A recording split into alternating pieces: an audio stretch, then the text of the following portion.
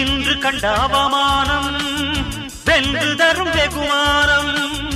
வானமே தாழலாம், தாழ்வதில்லை தன்மானம்.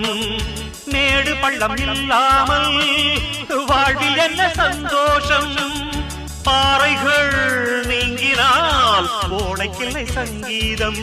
பொய்மையும் வஞ்சமும் உனது பூர்வீகமே. ரத்தமும் வேர்வையும் எனது ராஜாங்கமே. எனது நடையில் உனது படைகள் போட்டிப்படுவே. அடே நண்பா, உண்மை சொல்வே. சவால் வேண்டாம், உன்னை வெல்வே.